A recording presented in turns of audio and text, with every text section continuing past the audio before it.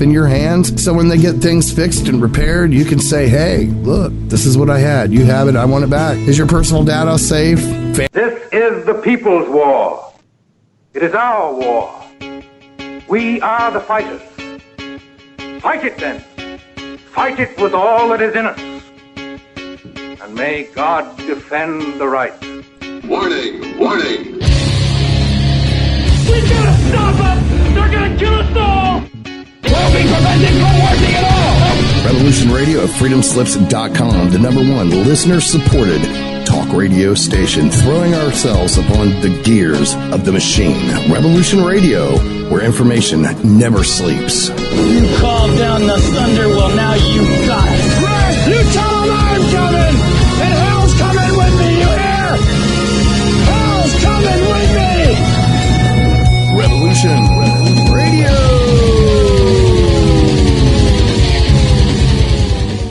The opinions expressed on this radio station, its programs, and its website by the hosts, guests, and call-in listeners or chatters are solely the opinions of the original source who expressed them. They do not necessarily represent the opinions of Revolution Radio and freedomslips.com, its staff, or affiliates. You're listening to Revolution Radio, freedomslips.com, 100% listener-supported radio, and now we return you to your host.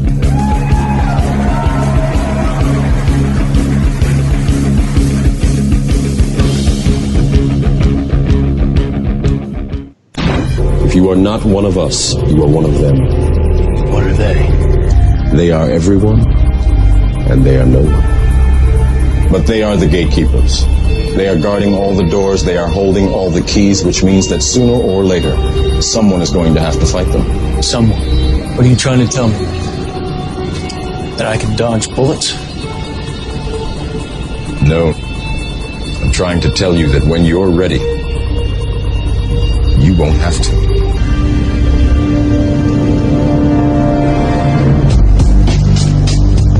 The Matrix is a system, Neo. That system is our enemy. But when you're inside, you look around, what do you see? Businessmen, teachers, lawyers, carpenters, the very minds of the people we are trying to save. But until we do, these people are still a part of that system, and that makes them our enemy. You have to understand, most of these people are not ready to be unplugged. And many of them are so inert, so hopelessly dependent on the system, that they will fight to protect it. Were you listening to me, Neo? Or were you looking at the woman in the red dress? I was... Look again. Freeze it.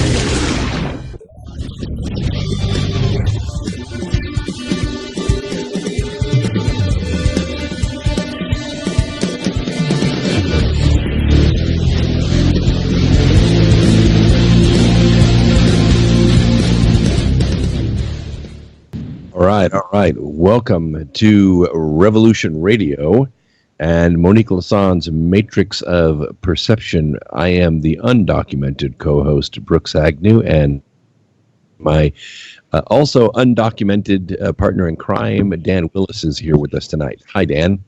Pleasure to be with you, Brooks. What a special day! Almost 2 decades later, huh? I know. Here we are. I'm in London, and you're in what state? Oregon. See how this technology is so cool. It's so very cool. Wanted to let you know to be sure to realize that this is 100% listener-supported radio. This is known as the Revolution Radio Network, and this is Matrix of Perception, Monique Lasson's program. She is on a case, and she's working on a documentary right now. And her website is I Investigate, EYE Investigate. So get a hold of her if you have any questions. So tonight, what I asked Dan to help me with, because it's very auspicious that September 11th would occur on the night of this program. And I thought it would be good for us because we have a particular skill set and a particular knowledge about September 11th that we would share with you, not a day of remembrance, but a day of awakening about September 11th. And I'm so glad that Dan's able to to help me with that tonight. So how are you doing? Are you doing okay over there in Oregon? Yeah, what are you doing in London? Well, it's a little bit of play and a little bit of work. Meeting a couple of individuals that I've had some business with in the past, trying to put some funding together for a company that I own, and also to discuss possible support for the Birth TV series. And then I'm also meeting with some family members, old family members and friends that I've made over the years. And it's just a break that I've been able to take. I saved up for it. And so that's what we're putting together. So that's why I'm in London. I'm going to be going up through Edinburgh and over to Ireland and down Ireland and across back to England and then back over to Washington State to get ready for the Avatars of the Earth conference that's going to take place the 26th of this month. It's sounds like you're having a blast. That sounds great. Yep. Well, we deserve blasts every now and then, and this is it's expensive book promotion, but it's kind of like playing rock concerts. If you don't play the concerts, nobody's going to buy your albums. Well, that's why we do these shows, don't we? Get a little information out there to the public from what we can share. It just amazes me, here it's gone on for, like I said, almost 2 decades, and it's become, in the beginning it became, it's hard to believe with all the mainstream media channels all on the same talking points pretty much. And then here we have many decades later, and you have all these leaks and glitches in the reality, all these indications that it was, beyond a shadow of doubt, an orchestrated false flag event. But the perpetrators are still out there at large, and the mainstream media is still complicit in, it's true, deceiving the perception of this reality. I don't think that there is anyone in the world that still believes that 19 hijackers made 3 buildings fall down with 2 airplanes. I don't think anybody believes that. In fact, I sent you a link. The reason I sent it to you, Dan, is you have a system in your studio. You can play the link and our listeners can hear it. So it's from the Corbett Report, and it is a 9/11. It's probably one of the best compilations of everything that's ludicrous about the official story that we've been fed about 9/11. And it will do a big part in awakening the last few holdouts out there that might think that 19 untrained, unskilled hijackers that couldn't fly a Cessna successfully could somehow knock down 3 of the best built buildings in New York with 2 airplanes. Can you play that, Dan?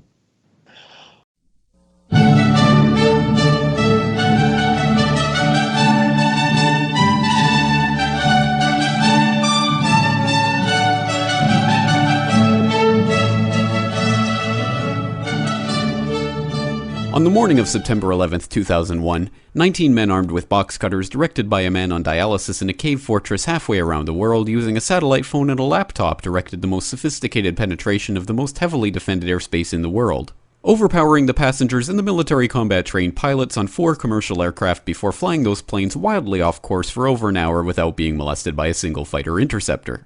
These 19 hijackers, devout religious fundamentalists who like to drink alcohol, snort cocaine, and live with pink-haired strippers, managed to knock down 3 buildings with 2 planes in New York. While in Washington, a pilot who couldn't handle a single-engine Cessna was able to fly a 757 in an 8,000-foot descending 270-degree corkscrew turn to come exactly level with the ground, hitting the Pentagon and the Budget Analyst Office, where DoD staffers were working on the mystery of the $2.3 trillion that Defense Secretary Donald Rumsfeld had announced missing from the Pentagon's coffers in a press conference the day before, on September 10th, 2001. Luckily, the news anchors knew who did it within minutes. Osama bin Laden. The pundits knew within hours. Osama bin Laden.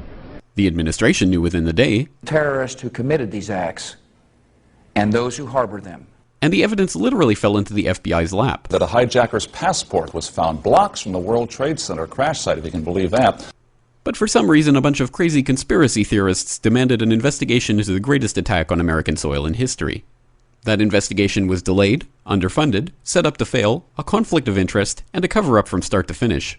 It was based on testimony extracted through torture, the records of which were destroyed. It failed to mention the existence of WTC-7, Able Danger, P-Tech, Sibel Edmonds, OBL and the CIA, and the drills of hijacked aircraft being flown into buildings that were being simulated at the precise same time that those events were actually happening. It was lied to by the Pentagon, the CIA, the Bush administration, and as for Bush and Cheney, well, no one knows what they told it because they testified in secret, off the record, not under oath, and behind closed doors. It didn't bother to look at who funded the attacks because that question is ultimately of little practical significance. Still, the 9/11 Commission did brilliantly answering all of the questions the public had, except most of the victims' family members' questions, and pinned blame on all the people responsible, although no one so much as lost their job, determining the attacks were failure of imagination. Because nobody in our government, at least, and I don't think the prior government that could envision flying airplanes into buildings. Except the Pentagon, FEMA, NORAD, and the NRO. The DIA destroyed 2.5 terabytes of data on Able Danger, but that's okay because it probably wasn't important. The SEC destroyed their records on the investigation into the insider trading before the attacks, but that's okay because destroying the records of the largest investigation in SEC history is just part of routine record keeping. NIST has classified the data that they used for their model of WTC-7's collapse, but that's okay because knowing how they made their model of the collapse would jeopardize public safety. The FBI has argued that all material related to their investigation of 9/11 should be kept secret from the public, but that's okay because the FBI probably has nothing to hide. This man never existed, nor is anything he had to say worthy of your attention, and if you say otherwise, you are a paranoid conspiracy theorist and deserve to be shunned by all of humanity. Likewise him, and her. And her, and her, and him. Osama bin Laden lived in a cave fortress in the hills of Afghanistan, but somehow got away. Then he was hiding out in Tora Bora, but somehow got away. Then he lived in Abbottabad for years, taunting the most comprehensive intelligence dragnet employing the most sophisticated technology in the history of the world for a decade, releasing video after video with complete impunity and getting younger and younger as he did so, before finally being found in a daring SEAL team raid which wasn't recorded on video, in which he didn't resist or use his wife as a human shield, and in which these crack special forces operatives panicked and killed this unarmed man, supposedly the best source of intelligence about those dastardly terrorists on the entire planet. Then they dumped his body in the ocean before telling anyone about it. Then a couple dozen of that team's members died in a helicopter crash in Afghanistan. This is the story of 9/11, brought to you by the media which told you the hard truths about his head could be seen to move violently forward. And they took the babies out of the incubators. And mobile production facilities.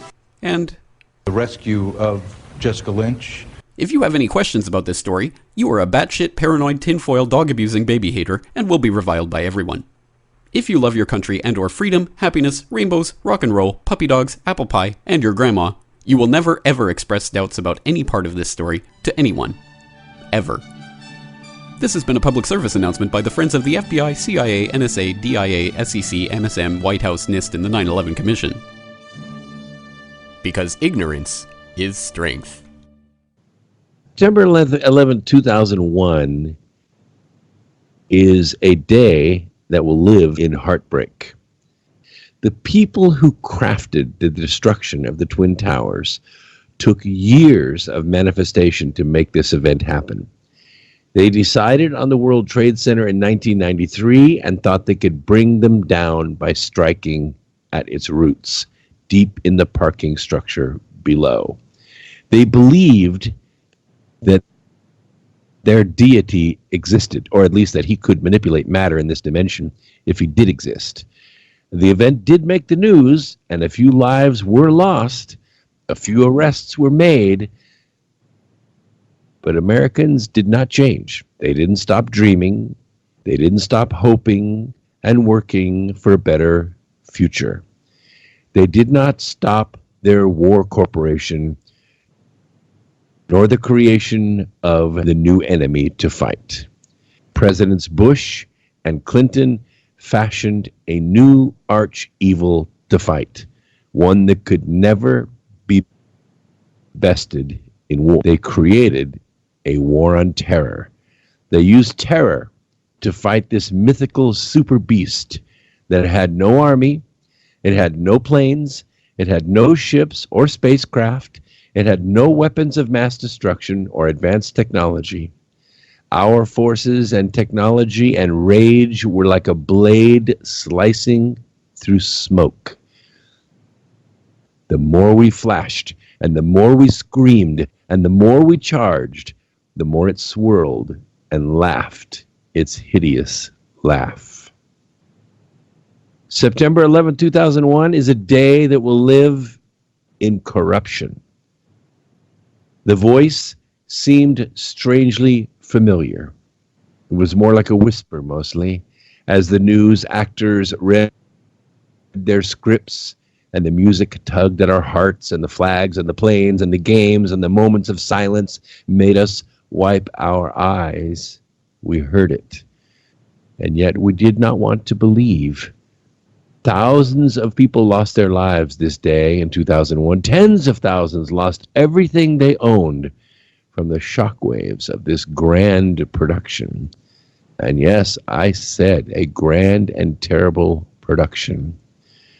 When we finally came to the truth that there were no 19 terrorists, we were left with the shredded pages of a holy scripture written and published and marketed by our own government leaders. All those songs and prayers and moments of remembrance and missing man parades with fire trucks and bagpipes were for nothing. They were for the wrong enemy. The corruption that took the lives of those passengers on those planes was calm, collected, and ruthless. Each person who stepped off those planes at some remote airport was calmly led to a room. Some made historic phone calls home. Some were afraid and yet trusting. But all those passengers were murdered and burned and scattered, so not a trace of their mortal bodies would ever be found.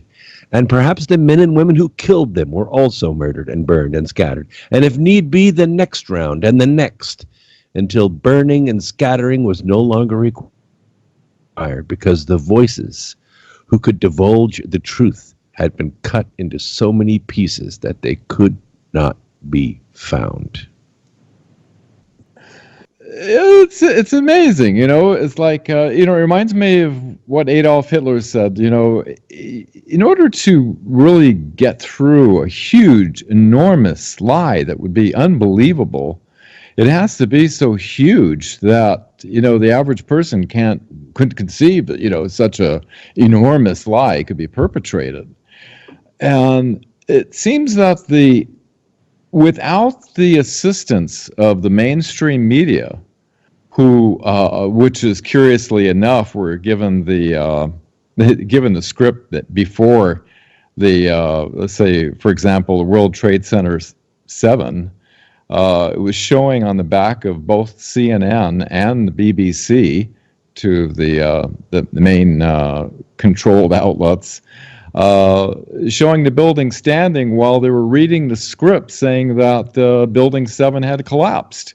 So This was showing that there was actual prior knowledge of how the event was going to occur, and these people were given scripts. And so, the average person who's just, making a living and watching the news and all the controlled mainstream media outlets that they have, all parroting the same story, with little glitches here and there showing up. A person, it's hard, it's much easier to deny that such a thing such as a infiltrated criminal syndicate that has infiltrated into our government doing these illegal operations, that it happened only 4 months after I went to Washington to testify, along with 20 other top secret military and intelligence witnesses, which we all stated were willing to testify under oath before a congressional hearing. And what we were doing was, at the National Press Club on May 9th, 2001, we were disclosing these illegal, according to the head of intelligence of the Joint Chiefs of Staff, Admiral Thomas Wilson, these illegal operations that are outside of our constitutional government. And 4 months later, the 9/11 event occurred, and of course, everything got taken off the radar. CNN and the rest of the mainstream media outlets, they basically did a limited hangout and sanitized the information that we were attempting to disclose back in May. But when September hit, every single mainstream media outlet was covering the story in such a way as to protect the perpetrators and deceive the American public. And this is a crime against the American public. I agree. I had a part I wrote in my notes here that September 11th, 2001, for those of us that are awake and we know what really happened, or at least what really didn't happen, it is the day that will live in evil. Because the Dark Lords of this event knew that Americans would never willingly give up their Constitution. They would not give up their free speech. They would not give up their weapons. They would not give up their protection against illegal search and seizure and due process and the ability to move about the world unfettered. They would allow themselves to be spied on and watched and tracked and recorded forevermore, because after all, there are bad people out there, and you're not one of them, now are you? The Dark Lords knew it would require a great loss to an invisible and an unspeakably powerful enemy for Americans to willingly relinquish these rights to the Dark Lords. They knew that the fire and dust and secrecy and untraceability of this event would be powerful enough, even if they could unite the world's media behind it. They would take the airports from us, all of them, in the entire world at once. They would take the airwaves from us, all of them. They would take our phone calls, our emails, our buying history. In fact, they would record everywhere we walk, drive, shop, or go for entertainment. They would not only store all this information on everyone, but they would construct artificial intelligence and unlimited computer power to analyze and correlate and associate this data so that they could predict your behavior. Now, like Lucifer, they can't read minds or desires, but they could know you well enough to know your choices in any given situation. They know how to tempt you. They know how to coax you. And they even know how to coerce you. And they do lie in wait to deceive. A lot of people ask me, and I'm sure they've asked Dan, why would anyone perpetrate such a thing? I mean, why would they pull off some hoax like this? Why would they use, even attempt to make us believe 19 terrorists led by a guy on dialysis in a cave in Pakistan would even try something like this? Why would you want us to believe that it would be something inside our own government? Because Osama bin Laden and all of the Taliban couldn't care less whether we relinquish our rights or not. What was important to this faction inside the government, because the National, the Patriot Act and the National Defense Authorization Act, they weren't written after 9/11, 2001. They were written years before, but they knew we would never accept it. September 10th, 2001, Dan and I and every one of you could walk into an airport with nothing more than our driver's license and walk all the way to the airplane. No search, no seizure. Your family could go with you, see you off at the airplane. That was September 10th. Within a week, those privileges were revoked forever. Yeah, it's true. This infiltrated criminal syndicate that is working inside our government. And it's so true. As William Binney, said, they're not making any attempt on terrorists. It's all about making dossiers on everybody to control the population.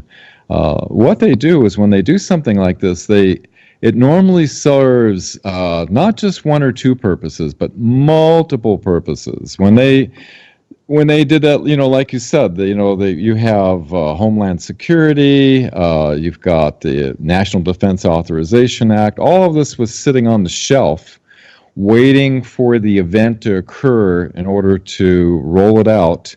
And what that has done, even the anthrax attack, Bush created what was called Project BioShield, which I think people should pay close attention to, because this anthrax attack, he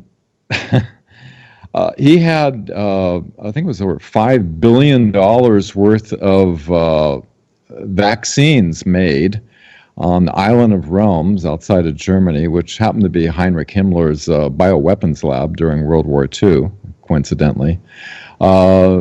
And, you have senators and congressmen, wondering why do these people are training with top secret security clearances with syringes, and why are, you look at all the push.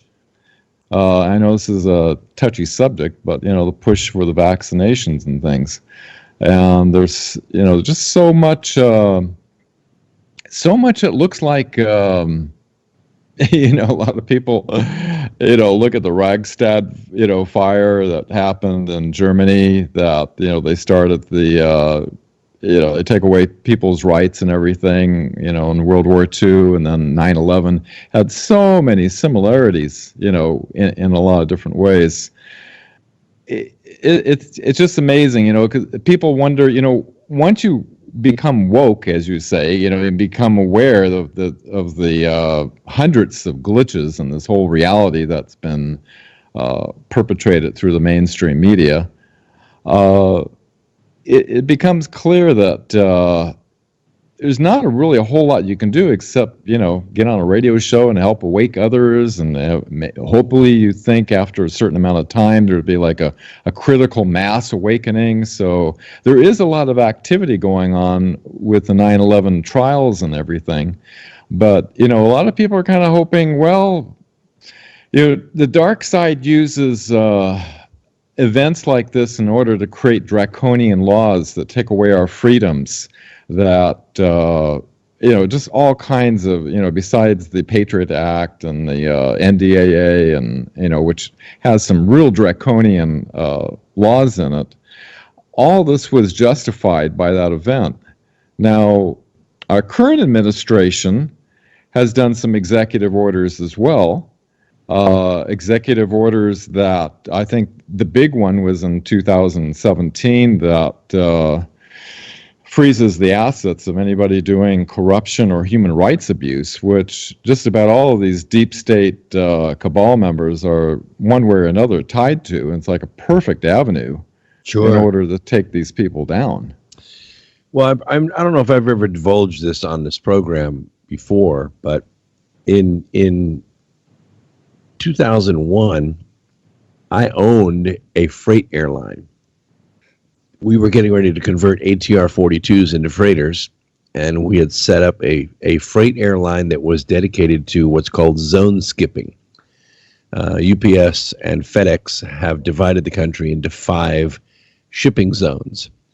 And inside each zone, like if you're going to originate a package in zone 4 and deliver it in zone 4, it's pretty easy for them. All they have to do is truck it to the midnight sort in Chicago, let's say, drop it in at midnight. At 7 o'clock in the morning, it goes out in UPS trucks and it's delivered.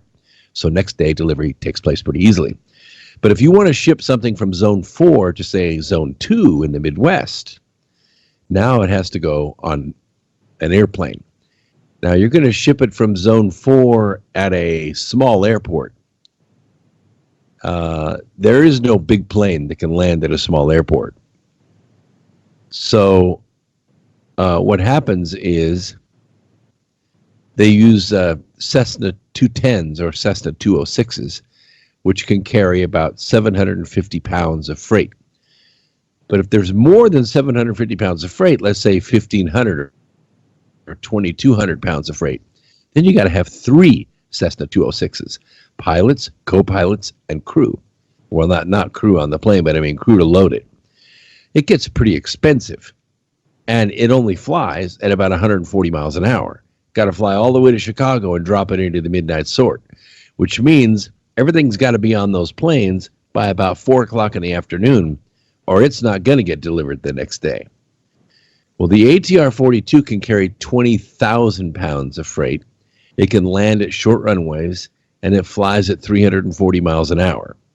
So it was the perfect it can also take the LD-3s, which is an aluminum can that's used in the lower deck of the big jets.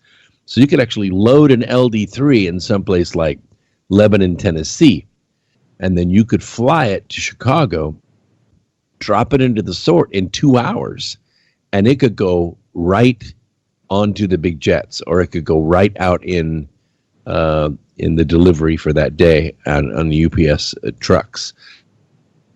It was a brilliant, brilliant plan. Now, the reason that this 9/11 is so pertinent to me, not just because it was an airline, but because all those airplanes were being underwritten by a company called Aon Insurance. Aon Insurance underwrites all the insurance for all the airplanes in this country. Aon Insurance's office was in the World Trade Center.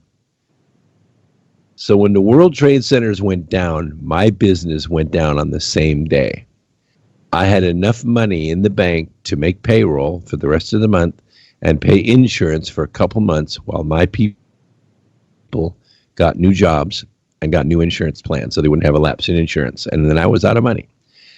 Now, I got to tell you, Dan, for years, I had a special place in my heart for Arab terrorists. And I did not want to hear this conspiracy theory at all because I watched it happen on TV. But it took me about 5, maybe almost 10 years to finally wake up and realize what you just said, that it was all faked for our benefit so that we would buy into that story. Same here. I couldn't imagine. In fact, the same year that I testified with other witnesses, I didn't know what Operation Mockingbird was. I didn't know the CIA completely controlled just all the mainstream media news. CNN, BBC, New York Times, Washington Post, MSNBC, CBS. I had the big long list. There was only 5 or 6 corporations. I think you're consolidating more all the time. Used to be 50 back in the 80s. That basically the talking points, and you're given just like the people on CNN and BBC that were reading about how the World Trade Center 7 just collapsed, and it's sitting there with a live video feed in a back sitting, just all these little glitches in their matrix of perception that they're attempting to perpetrate upon the American people worked for many, many years. It's just, and when they do things, they make a giant memorial for the 9/11, and of course you direct all the attention to, the tragedy of what happened to the victims and the families and the first responders, the firemen and the police and everything like that. That's where all the attention goes. Don't look at what happened to all the evidence got, shipped away to China right away, and all of the glitches, like both of the black boxes in aircraft were, vaporized, but the passport made it to the ground. You have all these little almost comical, but it's not really comical because it was one of the worst perpetrated crimes this country has ever seen. But Yeah, I would have. Yeah, right in your face. I would never have believed that my passport could fall a couple thousand feet out of a flaming ball in the sky and land uncharred on the sidewalk, so that the FBI could find it. I would have never have thought my passport was flameproof like that. They've been testing for a long time. This goes back, if you study history, the CIA has been doing little tests that see how easy the people can be fooled. Things come to mind like the flat earth theory, and things like that. Even back when, the 50s and the flying saucers and George Adamski and everything like that. Indications are most of that was German. And so, Alan Dulles was going around, telling scientists and things that were trying to debunk it, to back off, on the whole thing. They wanted to perpetuate this illusion that, if you see something flying around, it's obviously extraterrestrial. It's not from the Fourth Reich, that's developed anti-gravity back in the 1930s. And the lies, just keep on perpetuating year after year, so long as people are trusting that commentator, some may be complicit, and most of them are probably just ignorant, because I think ignorant people work the best at telling a lie, because they're basically fed a script, and they're believing that, the higher executives, which are usually CIA, are feeding them these scripts, and that they're completely accurate. When I was an ABC newsman, I used to read the off UPI and AP, the news reports, and I had no idea who was preparing that text on the other side. So our media is, some of them are trained by the CIA, like Anderson Cooper and others, but I think most of them are just like us, that are kind of like maybe shocked to find out. Of course, a lot of people don't purposely look away from the conspiracy theories, which that term has been actually created back in the 1967 by the CIA, people questioning the JFK assassination.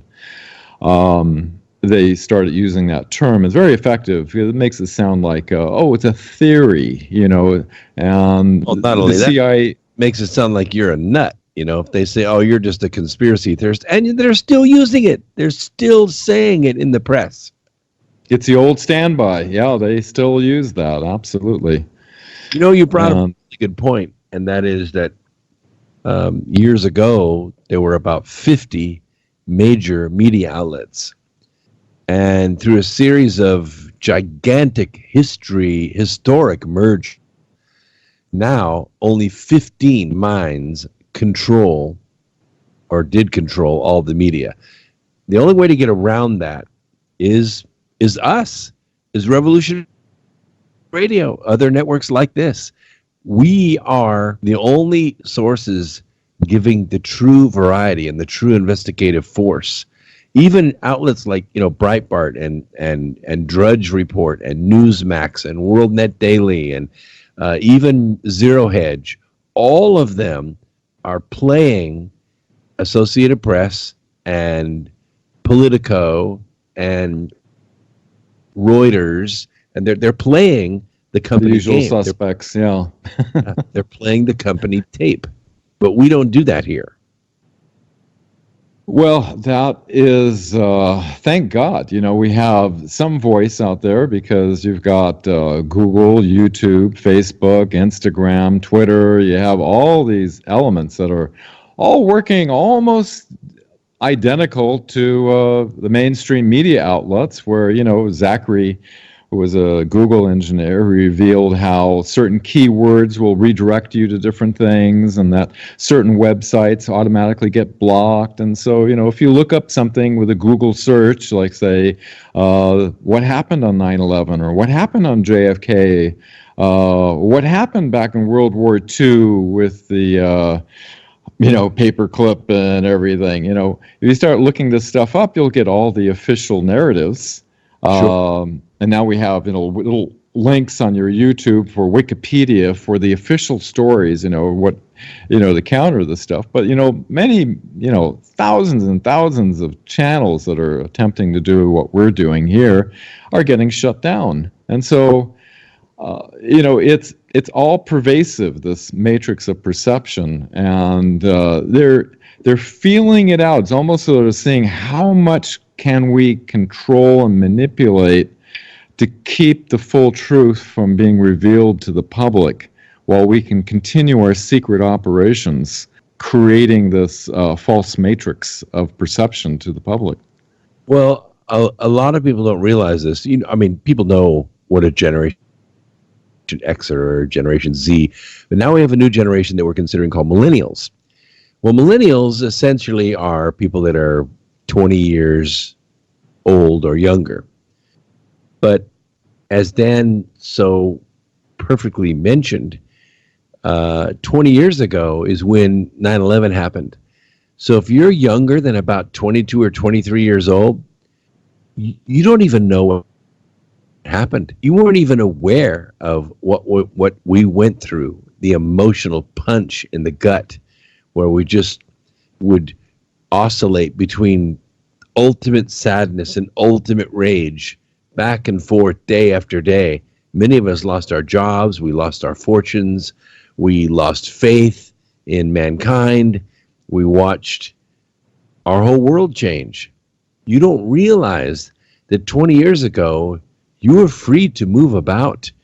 20 years ago, your information was private. You had a right to privacy. 20 years ago, you could put a search term in what we call the browser.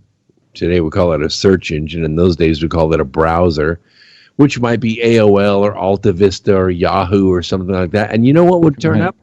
The top results would turn up. The most searched for websites would turn up. It was simply based upon presence, not necessarily content, but presence. How many times did somebody search out your website and go click on it and visit it? That's what determined whether you came up on the first page of the search engines. Well, after 9/11, that changed. The tech giants moved in, bought up all the small companies. Alta Vista went away. All these other companies went away. AOL's still out there, but nobody even pays attention to that. The tech giants, these four big giant companies, which, by the way, if you combine their net worth, they're richer than all but 7 countries on Earth. That's how rich they are. That's how powerful they are. They no longer put search results based upon popularity. They put search results based upon their algorithm of what they think you should have as a result to your question. Well, they purposely engineer your responses to direct it toward the whatever response fits their agenda is the response. In other words, anything you try to look up that's other than the official story, you'll be redirected, as Zachary pointed out. That poor guy almost lost his life. They claimed he was being suicidal. It was like people exposing deep secrets like that sometimes accidentally becomes suicide. Yeah, and look at Dr. Robert Epstein, who wrote the report, because a lot of us think, well, I'll just keep searching until I get the answer I want. Yeah, you might, but 15 to 20% of the population will take what they are fed. So if you put in, search words like, I don't know, you put in 9/11, you're going to get the official story. You're not going to get any of the things that we've been talking about tonight. You may continue searching until you find it, but the first time through, if you don't know what you're looking for, they're going to feed you what they want you to know. You're going to get the official story the first time through, and it does have an influence. Dr. Epstein reported that upwards of 15 million votes were definitely influenced in the 2018 midterm elections. 15 million. In other words, the Democrats that now control, I mean, it's a very, very thin majority, only 20 Democrats. That's it. They have a 20 Democrat margin. They control a third of the branches of government. Now, they can't get anything done because they don't have a supermajority, but they can pass laws that can, of course, be vetoed by the president, but they also control all the committees in Congress, which is proving to be a huge expense and a huge embarrassment. I'm over here in London today, and I asked people questions about this today. Dan, they don't know what we're doing. They have no idea. They think that we've lost our minds what's going on in Congress. I never heard of such a thing like what's going on in Congress before. And we said, we know, we're watching it happen right before our eyes, and we just can't believe it. But here we are, and we have 13 months to go in this stupid Congress and their attempts at destroying America. I don't even know if we can fix it in 13 months. If the tech giants are manipulating the information in this matrix of perception, we still may not be able to save this republic.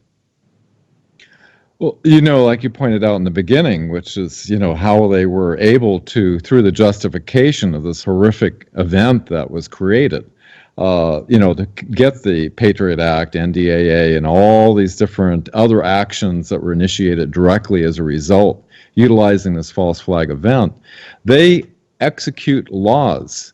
And some of the laws that, are attempting to affect our Second Amendment rights are, I think, I was watching the news the other day, and a couple, I think they're in Florida or something, their child, they didn't want to do chemotherapy, and the state took the child away, and they wanted to do a naturopathic, type of, with diet and CBD and oxygen therapy. They wanted to do a whole holistic approach. It was their child. It's what they wanted to do, but the courts ruled to take the child away, take custody of the child, and give him chemotherapy.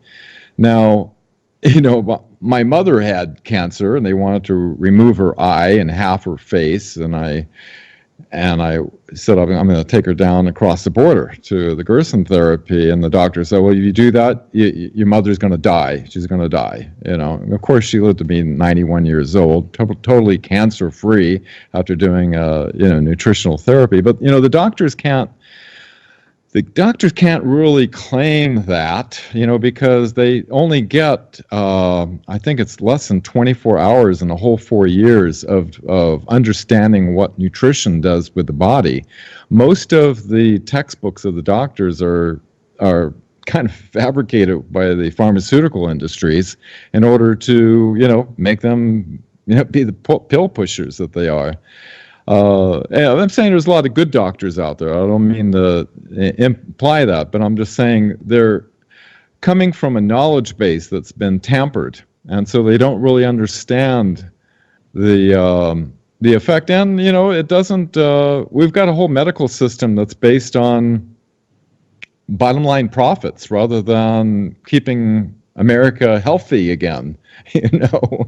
I think. There's so many systems that need to be revamped, based on morality rather than profit. Well, no question about it. One of them is, we've heard a lot in the news lately about the social credit score, right? Like what China's doing. Oh, yeah. But we have the same thing in this country. We have what's called a FICO credit score. It's a score developed by FICO, actually. That's a company that specializes in what's known as predictive analytics, which means they take information and they analyze it to predict what's likely to happen. Believe it or not, it was actually invented in 1956 as fair Isaac and Company by an engineer whose name was William R. Bill Fair and a mathematician named Earl Judson Isaac. The two men met while they were working at Stanford Research Institute in Menlo Park, California. They sold their first credit scoring system 2 years later after the company's creation, and they pitched its system to 50 American lenders. A short while later, in 1995, Freddie Mac and Fannie Mae began using this mathematical scoring system to help determine which American consumers qualified for mortgages bought and sold by the companies in 1995. In 2003, they changed their name to FICO, and they began ruling the lives of everybody in America. Now, the system was derived from military analytic technology. Experian is the newest credit bureau, buying out the famous TRW Information Services, which, by the way, was a military defense conglomerate. They are also, there are many things that go into what I call the slave score, which is your FICO score. The higher your slave score, the more trusted you are by the dark lords who rule the earth. In order to get a high slave score, you have to do the following. First, you have to acquire debt. And the debt has to be revolving and installment type.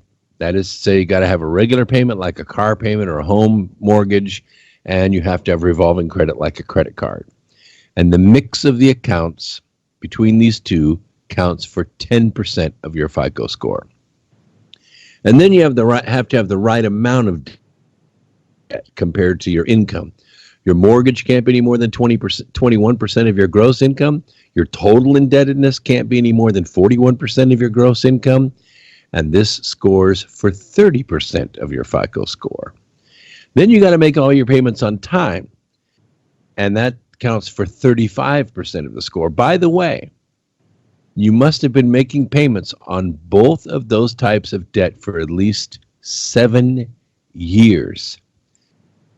That's the age of the credit history. That counts for 15%. And if you miss a payment, that missing payment stays with you for 7 years. Let me tell you, you could commit a felony, you could commit a misdemeanor, and it will clear your record faster than that missed payment on your credit card. You can't seek to acquire more debt because new credit inquiries count for 10% of your score. Now, the slave score in the United States is between 300 and 850, but that is only part of the picture. Your arrest record, including driving citations, your grade point average in high school and college, your medical history, your marital status are all calculated into the slave score. In China, the same dark lords are developing and testing social scores. China began to create this system in 2010 during the Obama administration. They made it go nationwide in 2014. According to the government's document, Planning Outline for the Construction of Social Credit System, all of the social credit scores for its 1.4 billion citizens will be publicly available by 2020. At that time, there'll be a searchable file on every single Chinese citizen that represents all the data collected from public and private companies to track their social credit.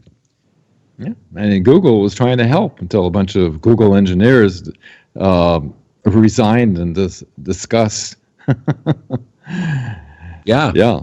And they track into it. Let's see, jaywalking. If you don't pay a court bill, you play your music too loud on the train, you could lose certain rights.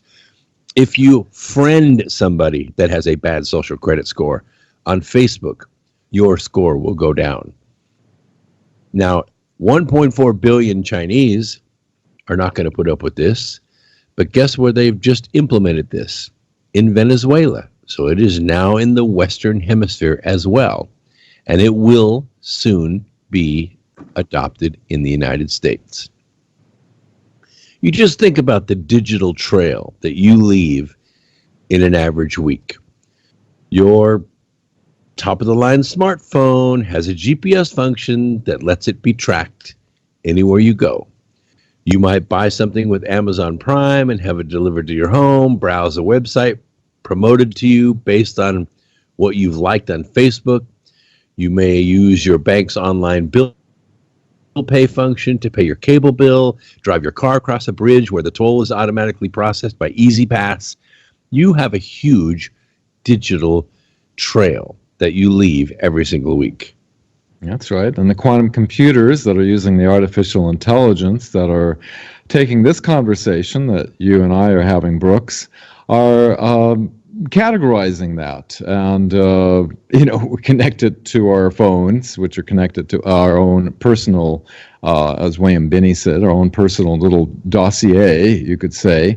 All this has been automated somewhat, because you can't keep track of everybody in every detail unless you're using something like a quantum computer with artificial intelligence. And a quantum computer processing capability is just hard to, it takes the known age of the universe for a normal computer to break 256 grade, military grade encryption, where it only takes like a few seconds to a minute or so to break anything with the NSA's quantum computers.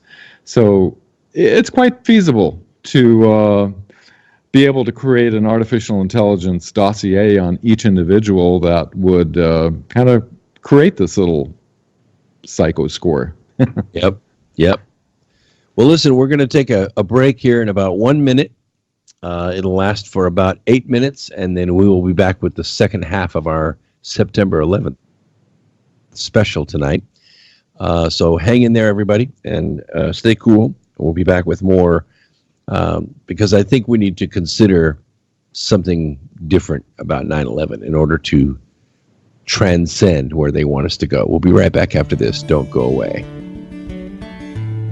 Indeed, it's time. Opinions expressed on this radio station, its programs, and its website by the hosts, guests, and call-in listeners or chatters are solely the opinions of the original source who expressed them. They do not necessarily represent the opinions of Revolution Radio and FreedomSlips.com, its staff, or affiliates. You're listening to Revolution Radio, FreedomSlips.com, 100% listener-supported radio, and now we return you to your host.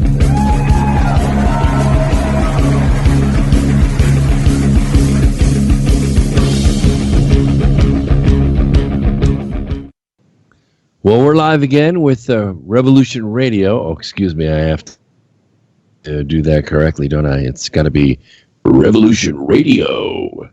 This is a listener-supported network, so please go to revolutionradio.com, click on the donate button, and I would ask you to make that a regular donation, $1, $2 a month. You're not going to miss it. Tax yourself and support Revolution Radio with a regular donation. It helps keep the lights on. None of the hosts get paid. This is to buy all the bandwidth and keep all the equipment going and everything to make sure that the truth comes to you unfettered, uncensored. This is what it takes. So make sure you take care of that. Also, if you have a problem, if you have a question, if you need something, make sure to get a hold of Monique Lasson. She is at I Investigate, EYE, like behind blue eyes, IInvestigate.com. And this is the matrix of perception. I am your undocumented co-host, Brooks Agnew, and my co-host, Dan Willis.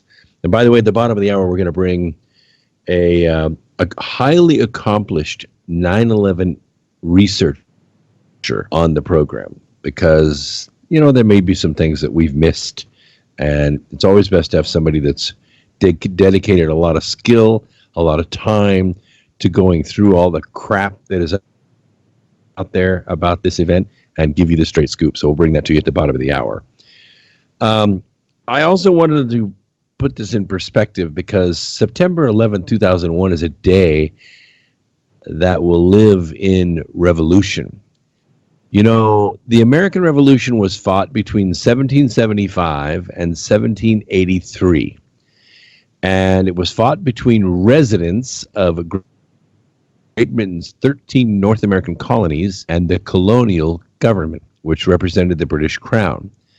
Now, there were some skirmishes between British troops and colonial militiamen in Lexington and Concord in April of 1775, but the skirmishes turned into shooting, and it was a shot heard round the world.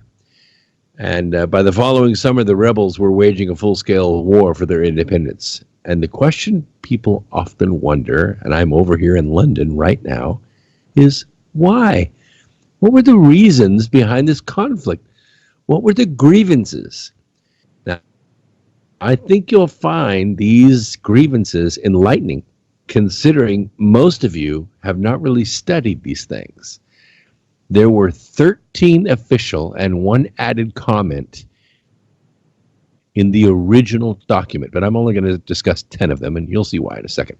The first is that His Majesty's subjects in these colonies, that would be the colonists, owe the same allegiance to the Crown of Great Britain that is owing from his subjects born within the realm, and all due subordination to that august body, the Parliament of Great Britain. In other words, they are admitting certain subordination to the Crown, but the colonies are not owned by the Crown. The second is that His Majesty's liege subjects in these colonies are entitled to all the inherent rights and liberties of his natural-born subjects within the Kingdom of Great Britain. They wanted the same rights as citizens of Britain. And you will soon see this language is appeasement to the Crown, because that's not what happened at all. The third grievance is that this is inseparably essential to the freedom of a people and the undoubted right of Englishmen that no taxes be imposed on them but with their own consent, given personally or by their representatives. This is the most important clause and the greatest cause of the revolution. The Crown could assess taxes, but there was no representative of the people in that process. That's a very important point. The fourth is that the people of these colonies are not, and from their local circumstances cannot be, represented in the House of Commons in Great Britain. The fifth is that the only representatives of the people of these colonies are persons chosen therein by themselves, and that no taxes ever have been or can be constitutionally imposed on them but by their respective legislatures. The sixth is that all supplies to the Crown, being free gifts of the people, it is unreasonable and inconsistent with the principles and spirit of the British Constitution for the people of Great Britain to grant His Majesty the property of the colonists. The seventh is that trial by jury is the inherent and invaluable right of every British subject in these colonies. The eighth is that the late Act of Parliament, entitled an Act for granting and applying certain stamp duties and other duties in the British colonies and plantations in America, etc., by imposing taxes on the inhabitants of these colonies, and the said Act and several other acts, by extending the jurisdiction of the courts of admiralty beyond its ancient limits. The ninth is that the duties imposed by these several late acts of Parliament from their peculiar circumstances of these colonies will be extremely burdensome and grievous, and from the scarcity of specie, the payment of them absolutely impracticable. And the final one is that as the profits of the trade of these colonies ultimately center in Great Britain to pay for the manufactures which they are obliged to take from thence, they eventually contribute very largely to all supplies granted there to the Crown. All of these grievances, as you can see, are centered mostly around taxes and the private ownership of property by the people. There is evident here a great and oppressive power that exists on the earth, then as now. It already had ruled the world for thousands of years, and it had used its armies to enforce this royal ownership of men and the fruits of their labors. It still exists. But you see, America was born out of the resistance to this global power. And by 1787, the U.S. Constitution was really in place. The Constitutional Convention was done, but not until after 12 years of war against that power. General Charles Cornwallis admitted defeat, but it only took a reprieve. They only took a reprieve because there was an embargo act that was put in place by the Brits. They said, well, okay, you're an independent nation, but guess what? Our ships are going to sink or take anything that you try to trade to Europe.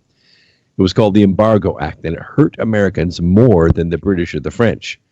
However, it caused many Americans to defy it. We ran from their ships. We just made faster ships. And just before Jefferson left office in 1809, Congress replaced the Embargo Act with the Non-Intercourse Act, which exclusively forbade trade with Great Britain and France. The U.S. Congress declared war in 1812. Another war was fought. Britain tried to take America back again. And guess what? We lost. Yeah, the war ended in 1815 and nothing was won. Everything just went back to the way it was, and the Brits just agreed not to fight anymore. But you want to know how bad the taxes were? The first protective tariff was passed by anti-federalists. Those are also known as Democrats. Anti-federalists in Congress in 1816, that's the next year. Its tariff rates increased in 1824. But guess who the tariff was against? It wasn't against all 20 states. It was only against 13. The southern states, such as South Carolina, contended that the tariff was unconstitutional and it was opposed to the newer protectionist tariffs. It was 38%. 38% was the tariff of all southern imported goods, and 45% tax on raw materials such as tobacco and cotton. What ended up happening is the anti-federalists, also known as the Democrats, formed their party in 1848, and by 1860, that's 12 years later, the South had it. The South said, we cannot do this anymore. We're leaving. And so the 13 states left the United States of America. And now you had 13 states in the South and 7 more popular states in the North. And that's exactly what the Democrats wanted to have happen. They wanted to split the United States in two. Of course, 1 million Americans lost their lives as Lincoln attempted to put it back together. They killed him for it, but it was finally put back together into the United States of America that we have today. But the grievances have not changed. Dan and me and hundreds of millions of other Americans are taxed every single day in everything we do, and those taxes are assessed against us by a government in which we have no representatives. The same grievances still exist. And now you see the tensions that are building between that government and this people. Yeah, if you look at what's happened with the mid-50s, where our government actually lost control, the Bilderberg meetings started with the yearly meetings. It seems the path, as you're bringing out very well back in the history, has been one toward slavery or the other one toward evolution. Just imagine if, back in 2001, if the mainstream media actually accurately covered what was being disclosed, that we had this infiltration, that we have the scientists that can prove we had 0-point energy that could alleviate nuclear and oil or coal for the last 70 years. Just imagine the different kind of world that could be realized. Today our world is war torn. You have homeless people, people starving. Our technology, although we've got all these smartphones and all these other technology, we're basically been kept technologically retarded ever since the going back to the the 40s and 50s. We've had advanced technology that's been put in these secret programs that have been using these corporations that basically have infiltrated and taken over our government. And, a completely different world can be realized, but only through the matrix of perception. This is why, Brooks mentioned, it's important to support Revolution Radio, because we don't have the billions of dollars of think tanks that engineer your consent, that control all the mainstream media outlets, and as well as the big tech companies, Google, Facebook, YouTube, all these companies that have huge amounts of money funding coming from sources like our intelligence agencies. We don't have that, but we have truth. And truth is something that has this ability to resonate, where a lie, you keep seeing the glitches in the matrix of perception, something like the movie The Matrix, where you see a glitch ever so often. We've got, since we're talking about the 9/11 issue, we've got an embarrassment of glitches in this reality that it's taken almost 2 decades now. And, Brooks and I were, it took us a couple of years, but we started to piece it together, and it's like,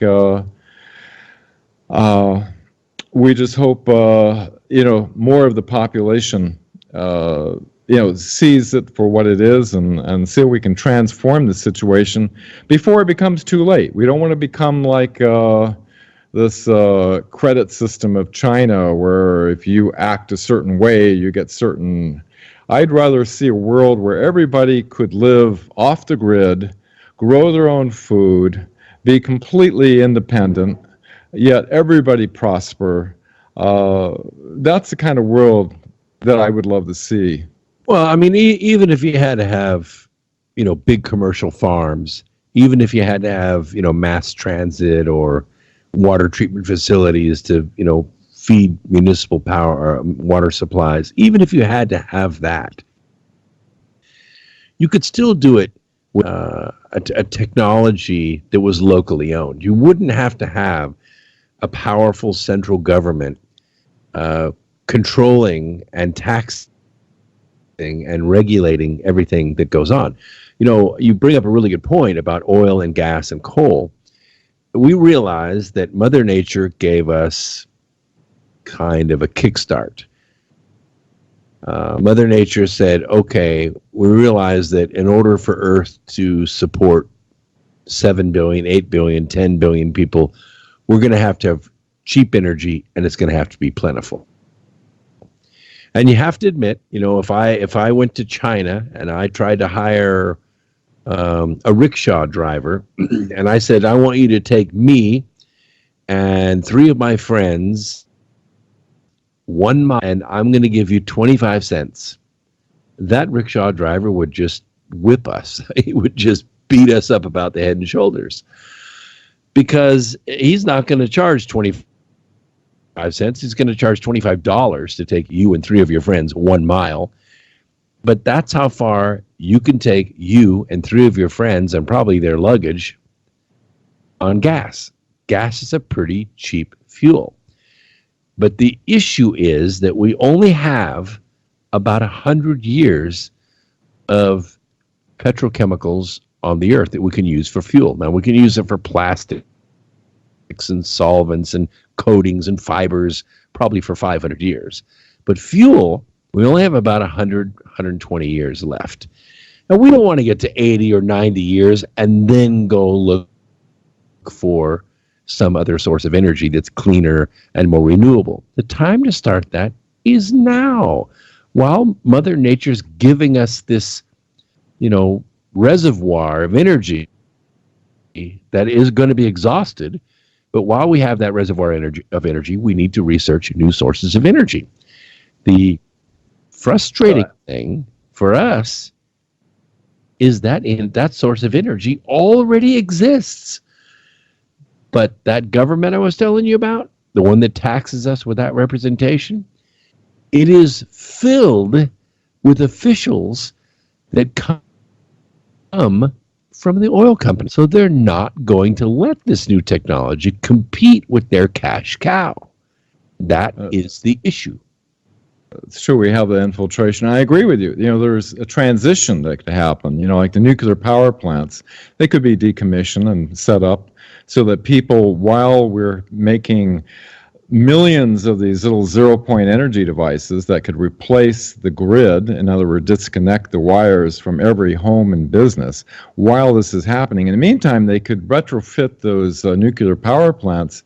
And as far as all the, billions of internal combustion engines out there, there's a solution to run, instead of using gasoline, you can use hydrogen, which is onboard fuel creation, as Stanley Meyer found out.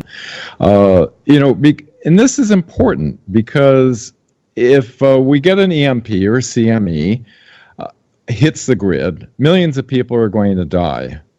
But there's also this group, this criminal syndicate, also kind of goes along the Nazi eugenics line, where that's kind of a good thing for them. They'd like to see the population reduced. And it's much more controllable if you have a smaller group of people. But and true, and it would be the right group that died off for them, because the first to die off, if the grid gets hit and the lights go out, is going to be every single person that happens to be in a hospital right now. They're all going to die. They will have no support. Yeah, well, even the average Mr. and Mrs. America, they can't get gasoline. The refrigerator goes out. The transformers are melted. The oil bubbled out of all the transformers. They're not going to get any replacement for probably at least a year, if that. There's thousands of these all over across the country. Sure. And how are you going to, in order to get the whole mechanism of the industrial might of the United States without electricity running, it's just not going to happen. So it's going to be a huge, massive reduction of the population if we don't release these technologies. I spoke at a energy conference in Amsterdam some years back. I think it was 2009, or maybe it was 2011. And at this convention was presented the NERC, which is the National Electrical Reliability Corporation. They're a multi-billion-dollar corporation. They run off of grants from the federal government, and their job is to manage the grid. And by manage, I mean they balance the phases between all the generators in the country so that they can supply energy to Florida. If Florida's nuclear reactors are shut down, they can supply energy to Florida from Oklahoma, because the phases match for all the electricity all around the grid. Well, in doing that, they created some powerful vulnerabilities against physical or cyber attack, against natural disasters, and against pandemics. We have a vulnerability. So the NERC was brought in to develop a system that can manage that grid. But the solution is exactly what Dan was talking about. It's a decentralized, local, low-voltage supply instead of a centralized, high-voltage supply. That's the solution. And that technology exists today. It already exists. All it has to be done is it put into mass production and supplied to the homes. I mean, at the very least, what we could do is convert the nuclear power plants from fission fuel over to what's called helium-3 fuel. Still generates the heat, still generates the energy, but no radiation, no radioactive waste. We still have steam generators that run on the heat of the helium-3 reaction, but there's no radiation. And there's 1,000-year supply of it 2 days away, sitting on the surface of the moon. All we have to do is scoop it up, bring it back here, and convert our reactors. Well, just imagine it could be done. 100,000 sealed indictments and the expansion of Guantanamo Bay, and all of a sudden all these criminal deep state operatives are incarcerated. All the roadblocks that have been keeping our civilization on this planet in this retarded state, all of a sudden that was no longer an issue, and we released the medical technologies, released the energy technologies. We could very well have a situation where every home and business could have their own little, about the size of a shoebox, to give you all the kilowatts you need. Yeah, and you don't need to have that much. All you need is 10 or 12 kilowatts to run a house. And that includes your heat pump and your lights and all that, your dryer and your water heater and all that stuff. But if you had that, 10, 12, 15 kilowatts that you needed to run your house, but you didn't have to have wires coming to it from a power plant, then you'd be free and independent. Of course, there, wouldn't be a meter on your house, so you wouldn't be paying Westinghouse or GE or some utility for that energy. But we could use the existing infrastructure if we just converted the nuclear power plants over to another fuel that does not have nuclear waste. I don't think there's anybody that would argue with that. But I think that to convert 200 million households over to individual power supplies that could power each house, you're talking a 50-year, maybe 100-year plan. But that's about how long we have on oil and gas. It's going to be gone in about 100 to 120 years. You might as well start now. And by the way, we could sure use all of that oil and coal and natural gas, because you can make tons of chemicals out of natural gas that are clean. And plastic's still handy for some things, and lubrication, and whole villages could have one of these little devices, and it powers the entire village. So there's a lot of solutions that are being withheld. That there is the proof. Anybody who wants to research this, I've spent 10 years meeting with scientists, inventors, seeing all the national security orders that are issued where they can't release their solutions to the world because of utilizing our national security apparatus against the American people to suppress these technologies. But in the meantime, all we have is solar, wind, and whatever, to incorporate. And until we get until the gatekeepers have been removed, we still have to keep pumping gas at the station. Exactly right. Well, we said we were going to bring on Will, my nephew, Will Willis. Let me see if I can do that. Let's see here if I can do that. Let's see if I told him I was going to do the show today, and I know he's been researching 9/11 far longer than I have, and with all the he's now all the glitches. Well, welcome to the program, Will. How are you? Good. How are you guys? I've been listening, and it's fascinating. Well, all I have to say right now is, boy, the dumbing down of America and the mainstream media is just, it's comical. They build such great big buildings and structures and everything else, and I was watching on the news the other day, and they put the sticky notes, and they made a smiley face on the window. You know, with all the things that they do, it's just crazy. And a lady newscaster, she puts on a beard, and it's just like, you know, people seek the truth, and when it gets so dumb, they can't handle it anymore. They just got to go out there and they got to find the truth. True. That's why we have Revolution Radio. That's why we have other networks that are out there, and really, I think hundreds, maybe even thousands of independent podcasts are out there trying to get some truth out there. And oh yeah, and people are gobbling it up right now, left and right. You know, with Q and everything, and all the real truth that's coming out right now is just phenomenal. We have become the mainstream. The 15% of households that have a landline, that's what the fake stream news has access to. We have access to the other 85% that has, personal electronic devices only. Right. Yeah. Well, I'll tell you, 9/11 for me, it was the worst day of my life. You know, it changed my life.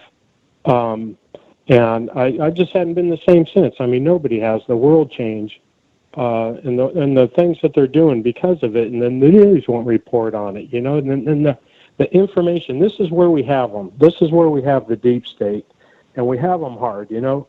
Peter Ketchum, that worked for NIST, he was working for NIST at the time, and he read the papers, and he was never brought in on the NIST report. I believe it was the Tom Ridge, the Homeland Security person at that time. They brought his nephew in to do the research on that, and came up with their own narrative and you know, stuff like that. It's just comical. You know, it's so sad because, you know, the military's out there, and the military protects us, and thank God to all you vets out there, and it's the citizens' job to protect our military. And when we see stuff going down bad and that's so obvious, you know, we have to stand forward and stand up to that. And I know it's hard, and, you know, you're not, you know, everybody says, let's go take Washington. Well, you know, what are you going to do, drive in your car? And, you know, that ain't going to work. So, you know, our only prayer right now, and I pray hard, is for Trump and the alliance, and indictments that are coming, and right now that's all we can do. We are seeing two sets of laws. One set of laws for you and me. I mean, if we perjured ourselves in court, we'd go to jail. If we embezzled money using fake foundations, or took campaign funds and, you know, gave them to a person that we offered sexual favors to, so that we could have access to that, you know, $250,000 or $500,000 to make ourselves rich, we'd go to jail. We'd go to jail, and we'd be arrested instantly. They would raid our houses and take our computers and probably search us back 10 years. Different rules fit for these people. I just remember what I was going to say. Regarding our veterans, we have 58,000 young guys died. You know, I went to the Vietnam War and Vietnam and combat action, and you know, you think about all of our military that went into the Middle East based on a false flag lie. I mean, if we're really to respect and honor our military, never lie to them and send them off to a war based on a lie. Exactly, and I almost drove up to Camp Pendleton, seriously, and I was going to stand in front of him and say, look at these tapes I have, look at these DVDs.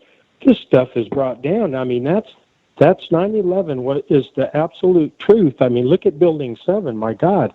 And for the people out there, if you got a pen, I don't know if you said this earlier, Dan, but the one that I sent you, the in-depth analyst of World I watched that. That was really good. Yes, in detail. That's a 15-minute one, and if you really want to get into it, there's 9/11 conspiracy solved, names, connections, and details exposed, and that's about an hour long. But it just shows you how in depth it is, and these people that, I know they. How do you sleep at night? How do you sleep at night being evil? I just don't that's what I said. You know, if once we come to the realization that 3 buildings were not taken down with 2 airplanes, Exactly. Then we have to realize that, well, wait a minute. If the 3 buildings didn't come down from the 2 airplanes, what did happen to the people on those airplanes?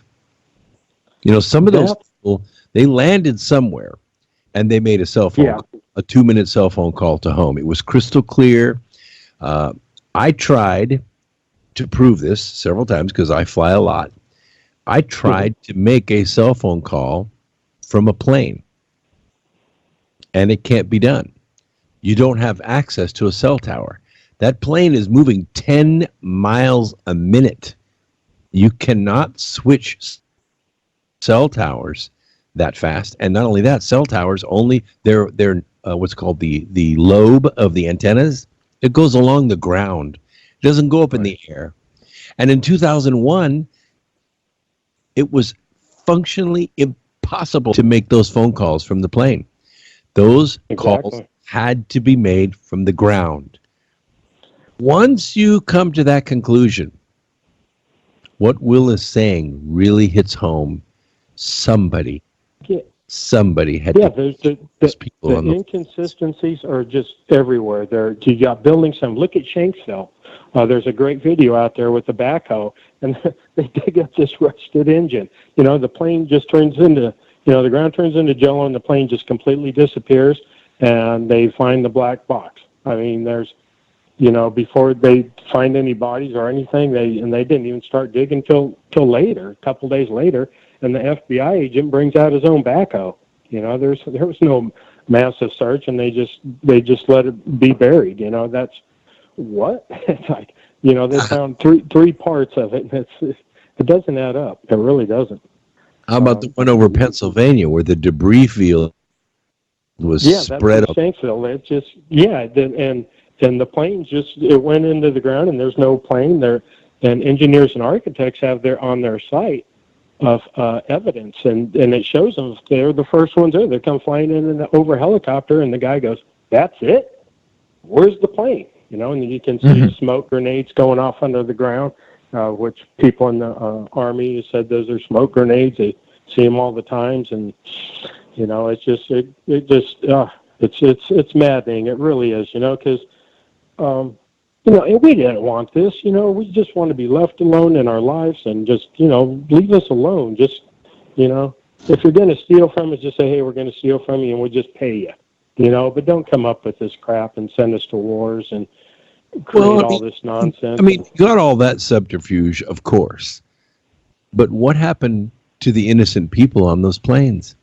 Somebody had to kill those people. And probably somebody had to kill the people that killed the people, enough to, not leave any loose ends. Oh, I was going to say, an important point is that the people who are complicit with this, and we know all the names that are, they have to meet a certain psychological profile. They don't allow, just like they do in these unacknowledged special access programs in the military and everything like that. Mm-hmm. If you're a kind of person that's a whistleblower type, or you're, true blue American, good mom and apple pie, whatever, you're not going to be read into these projects, or you're not going to make it very far. Just as Admiral Tom Wilson said, he would see an early retirement and lose a couple of ranks if he didn't drop the issue of the extraterrestrial engineering by the corporations. So you have to meet a certain. And also, some of these people are tied in, as Nicole Kidman brought up, which was shared by Stanley Kubrick, and that a lot of these people are kind of bonded by this pedophilia type of thing. Oh yeah, where they've got the goods on them. Yeah, and so they use that to control people. That's the oath and the covenant to get into the global syndicate, and that's how they compromise all of them. Yeah, that's a club that we're not in, and I don't want to be in it. I like going to bed at night and having a clean soul and being able to sleep. Amen, brother. But Ms. Brooks, you were talking about the people that were missing, and 40% of them were CIA agents. If you watch 9/11 Conspiracy Solved, Names, Connections, and Details Exposed, that explains it. There was two operations going on at the same time. There was on YouTube search, right? And yes, in Operation El Dorado. Well, on September 10th, there was 2.3 trillion with a T, trillion. That's 2.3 trillion dollars was missing out of the Pentagon budget. And Rumsfeld was before a congressional hearing, and he was laughing at him, of course, no beady-eyed himself. And the naval intelligence, from the top up down, there was a big sting operation because they follow all laundering money. They got blown up in Building 6. That was the first building to go before the Twin Towers went down, believe it or not. Anyways, they were killed. The whole team that was doing the investigation. The other investigation was going on in the Pentagon, and that just happened to be where the missile hit. And it was a missile because General Stubblebine said he went out there and did all the measurements and everything, and it was not a plane. He was very clear on that, and you can also look that up on that. But is a former anyway, head of intelligence that said, I can tell you what it was, and it wasn't a plane. Of the world. He was the intelligence guy, and he was a stand-up guy and an honest guy, and he went out there and he had his guys go over, and he said, tell me what you see and this and that. Anyways, that's its story in its own. But like I said, all the evidence is all out there. We have them on this. And, if Trump, and I hope Trump breaks this out to the world, because we will back them up 100%. And, with the new World Trade Center 7, that report that just came out, it's fact. It's fact that there's absolutely no way that building came down due to fire, and it's an absolute must-watch. And I hope everybody watches it. It's called In-Depth Analysis of World Trade WTC 7, The Smoking Gun, and it's 15 minutes and 47 seconds long, and it's really a good watch on YouTube. But yeah, that's just everything out there is just the people want the truth. I always said it's going to be like an upside down pyramid. Instead of the top controlling us, we invert it and turn it upside down, and now we're growing our numbers this way up. Understand? Yeah. And that's what's going on right now. It's at subjective consciousness. Where we go one, we go all. Collective. Right. Collective. A lot of people don't. Yeah.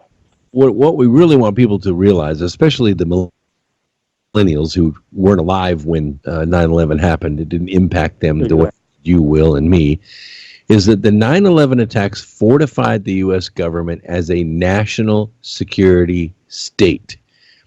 And a lot of people don't know what that is. What is a national security state? It is a type of governmental structure that has an enormous, permanent military intelligence establishment.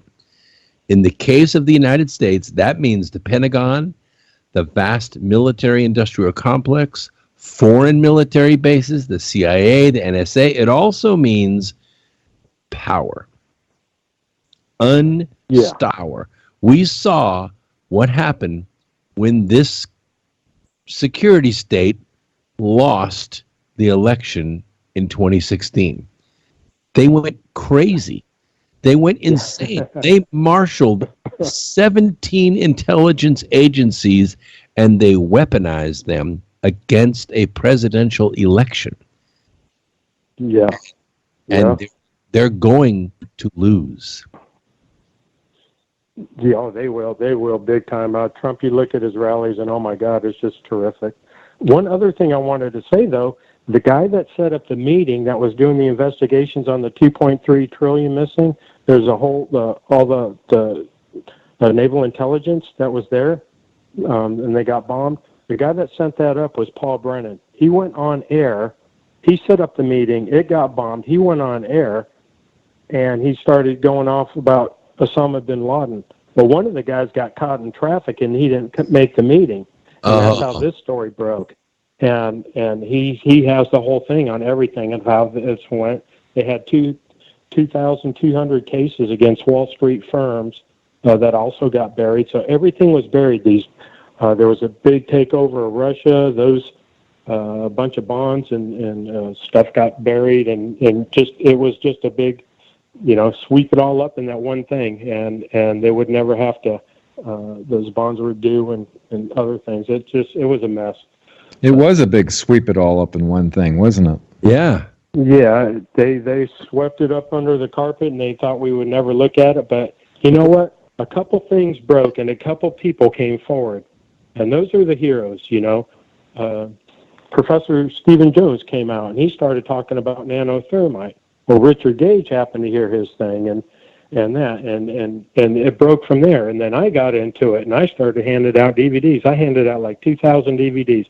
I was printing them left and right. People, oh, give me some more. And I got stories upon stories to tell about that. But yeah, we were printing them out big time and showing everybody and that. And that was, near the beginning of everything when it first started happening. And it was really cool, And I said, hey, keep it on one condition, that you show everybody, and you can keep it, just show everybody. And that was the number one rule. Yeah. And we did. And a lot of people started breaking down. You did a good service back then, Will. Yeah, really. Yeah. A lot of people don't realize that these global corporations, these global multi-billion-dollar corporations, they took their executives, their leaders, and they put them inside the agencies, departments, bureaus, and administrations that are federal government. They're the ones that assess our taxes. They're the ones that take enforcement actions. They're the ones that write the regulations against us, but to favor them, so no one can compete against them.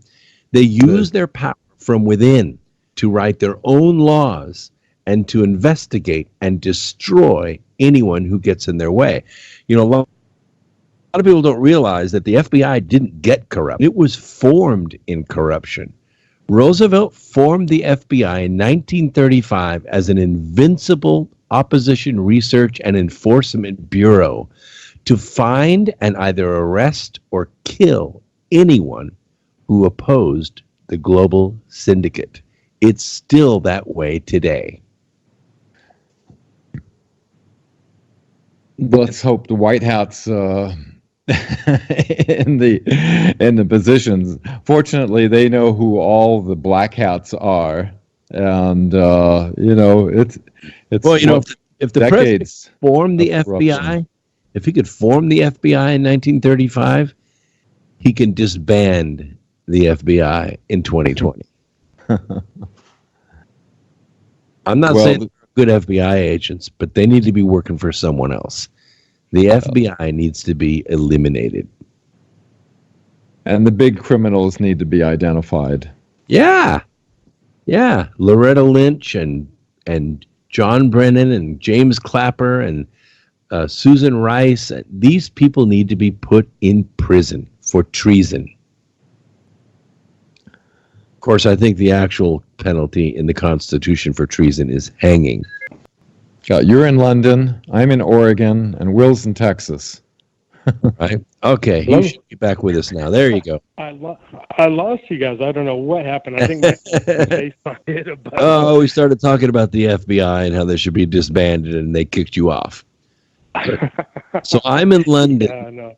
I'm in London, and Dan is in Oregon, and you're in Texas, and we're live all around the world right now talking about truth.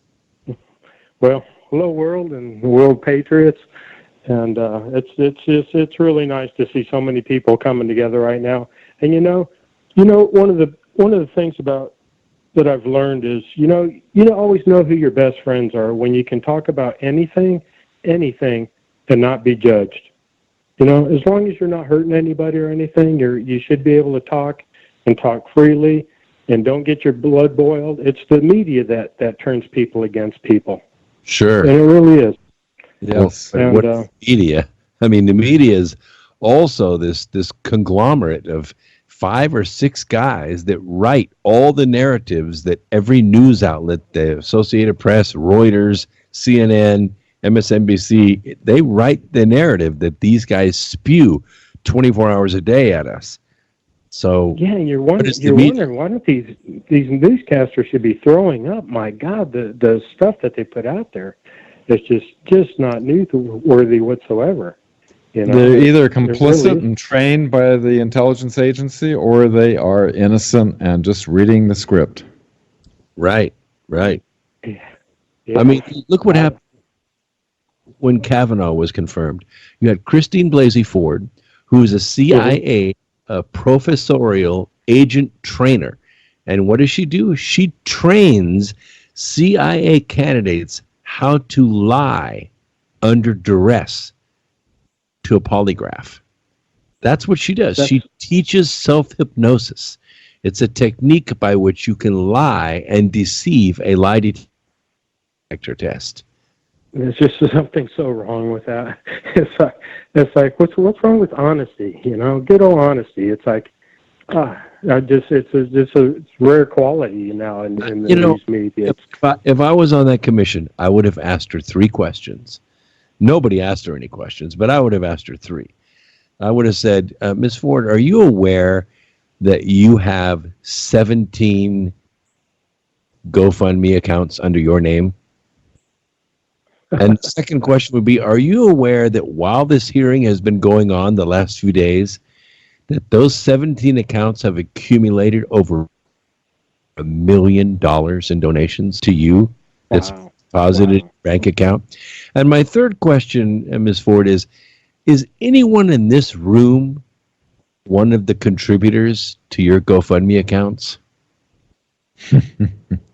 Wow, that would have been some serious silly question, huh? And you know what? And I believe Trump has it all. You know, with the Q thing, they turned the NSA against those. They used it against us, and they have the goods on everybody. And we're just waiting for the world to wake up. And I believe I believe it's all been played, and right now we're just watching the movie, and it's playing itself out. And they put out bits and pieces, and when it's needed, and until the whole world wakes up, because, you know, like they said, if the whole world knew the truth, they could have everything done in one day. And we'll see. Well, Will, I hope you're right. But we know, all of us here tonight on our side, and all the listeners that are listening tonight know that this truth, when it is released and the Department of Justice takes the proper action for this day of justice that we believe should be coming, it is going to be highly, highly destabilizing to the U.S. government, because there's going to be a lot of people that nobody suspected were involved in this, and they're going to go down, and it's going to hurt. But you know, it's going to be like pulling your hand out of a bucket of water. It'll ripple for a little bit, and then it'll smooth right out. Yeah. Well, they did the right thing. You know, the first thing they did is they went out and they saved the kids, and they stopped the child trafficking, and they're hammering down on that. You're finding CPS officers and on, and just you know, thank God that they're catching these guys, and then they started going after, you know, drain the swamp, and he brought in all the generals around him, and it's just so nice to see. It's nice to see change. Well, that's what Monique Lassonde, she's the one that owns this program, Matrix of Perception. She's a private investigator, and she's doing a part in a documentary about Nexium. She's a private investigator that rescues kids, and she's in this documentary that's going to be coming out on Nexium. Well, it is going to be earth-shaking. Oh, good for her. Yeah, Nexium was so evil. They said the FBI, nobody could touch Nexium, you know. And Trump gets in office, and what happens? Boom, Nexium. Boom, Epstein. You know, on and on and on, and it's just and on, QAnon. I always love saying that. So it's so wonderful to see, you know, to see hope, to see true hope and justice, and I know there's a lot of young people out there, and they're going like, what the hell are these guys talking about? But you know, once you see Building 7 fall in its own footprint, 47 stories, what used to be the biggest building besides the New York, it was the biggest building, the Solomon Building, before the Empire State Building was built.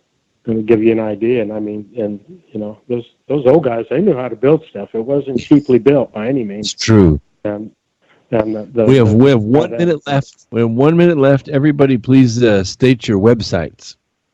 Oh, The webmatrix.net, go to the 2001 timeline, and you can see a couple of notes I've taken, but there's so much information now. Will, you have a website? I have no website. I'm not even on Facebook. I use my one. Far out. All I have to say is prayers to the victim, and prayer for peace, and prayers for justice. Excellent. Oh, thanks so much for coming on, Will. Yes, thank you. Yeah, Thank you very much. it was my pleasure listening to you guys, and then I wish you the best day. And like I said, this was the worst day of my life, and I wish it never happened. You know, and those that did it, I do hope they go behind bars or hung for a long time and dig a big gigantic hole and feed them rats. Me too. Thanks for coming on. We'll see you another time. All right. Much love, guys. Much love, audience. All right. Thanks for coming out with us. This is going to be the end of Matrix of Perception, September 11th.